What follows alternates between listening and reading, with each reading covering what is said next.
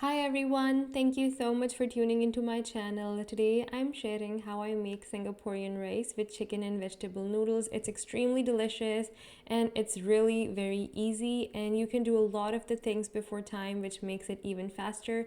In the video I have tons of tips and tricks to customize it according to your taste and to make it faster and simple. So let's get started, but before that please do consider subscribing to my channel and giving this video a big thumbs up.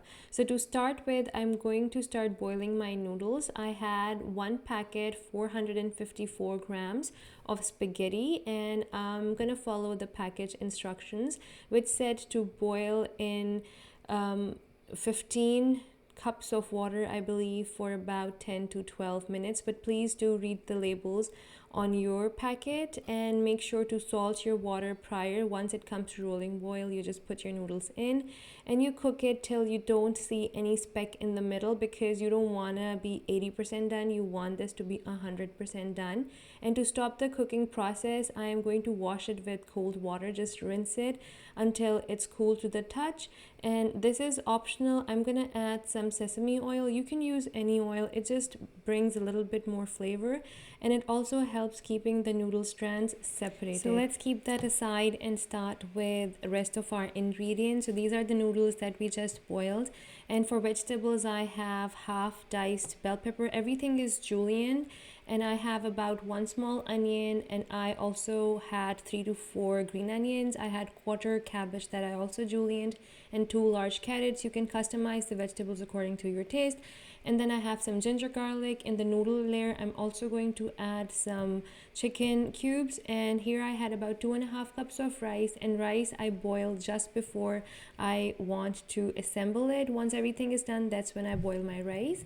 And I have about 1 kg of diced cube chicken, to which I added 1.5 tablespoon of ginger garlic paste. Put it aside, and then let's get started with the sauce that we're gonna cook the chicken in. For that I have half cup of ketchup, 2 tablespoons of soya sauce, 1 tablespoon vinegar, half to 1 teaspoon sriracha sauce, 1 tablespoon honey. If you don't have honey, you can use brown or regular sugar as well, but I would recommend adding in the sugar once you're cooking the chicken rather than in the sauce, so that it can dissolve.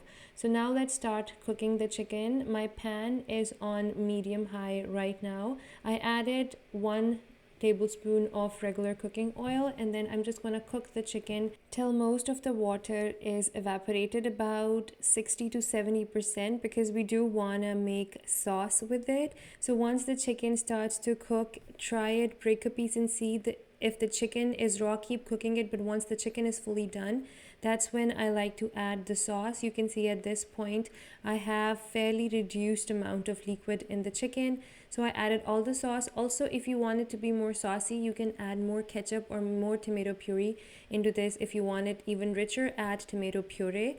If you want it to have the ketchupy flavor, just keep on adding more ketchup. And now I'm adding about half to 1 teaspoon of paprika, half teaspoon of black pepper powder, and salt to taste. You can adjust the spice level accordingly, and if you want it spicy, add some red chili flakes too. And you want to cook it till the gravy it starts to become glossy. You can see it has a nice sheen. That's when you know that it's ready to go. And after that, it's completely on you how much gravy you want. If you like a very thick sauce, keep on cooking it till the desired consistency is achieved. This is perfect for me, so I'm just gonna cover it and put it aside and start with my vegetable noodle. So for the noodle layer, it's highly recommended to have everything ready to go, because it comes together in 5 or 6 minutes. You don't need to cook it a lot, and everything is going to be done on high flame. So I had my wok heated on high with 2 tablespoons of oil. I added the chopped ginger and garlic to it, and you don't want to brown it, but you do want it to become fragrant enough. So once it's fragrant, that's when we're going to add in the onions. I'm using 2 kinds of onions here, regular sweet onion, the brown one, and also some green onion. The green onion I'm going to add right towards the end, because I want it to still have the crunch and not become soggy. And at this point I'm also adding in the chicken cube, which is optional, but it does give a very good flavor. You can also use vegetarian bouillons if you want that. So once the chicken cubes are dissolved, cook it for maybe a minute and then add in the cabbage and carrots.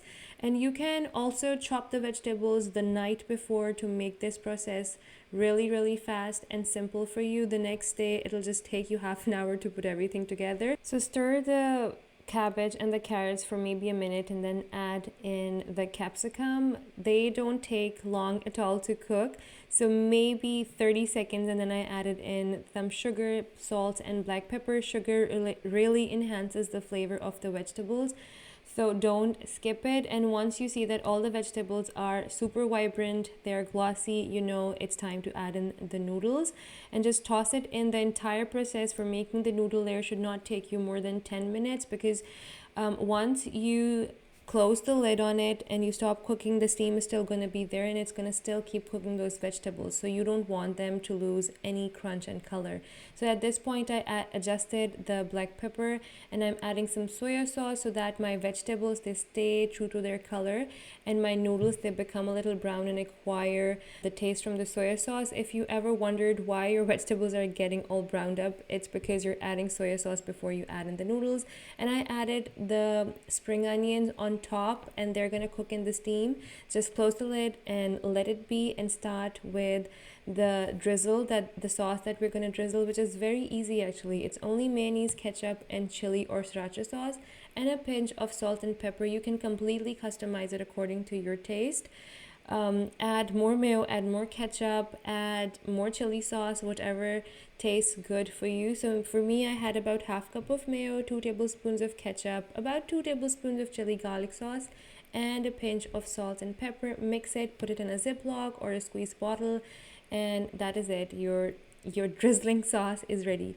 So to assemble, I boiled my rice, so spread it all around on your serving dish, and I like to add sauce on top of my rice as well. And make sure when you're boiling the rice, you boil it with some salt so it's not completely bland. So once it evenly distributed, I like to add in a generous amount of the sauce we just prepared a few minutes ago, followed by the layer of noodles, then the chicken, and then also the drizzle at the end. So this is the large tray that I was able to prepare using the recipe. Now this is ready to serve, but if you want to make it even more decadent, I highly recommend adding a tarka of sliced garlic and a little bit of green chilies on top, just a couple tablespoons of oil and a lot of garlic. I love the crunch that it gives, but please make sure that you don't overcook it, because garlic, it burns very quickly. So once it's lightly golden, just add it on top. Don't let it sit in the hot oil, because otherwise it will burn. Add it right away on top of your dish. For final touches, I added in some chopped green onions. You can also add chili flakes, especially if no kids are going to be having it. That was all for today. I hope you guys enjoyed this video and this recipe. Please do try it and let me know how it turns out for you. And if you like it, please do consider sharing your recreations with me on my Instagram page, which is by the same name, the homemaker baker _ Falakalik. Until next time, the homemaker baker over and out.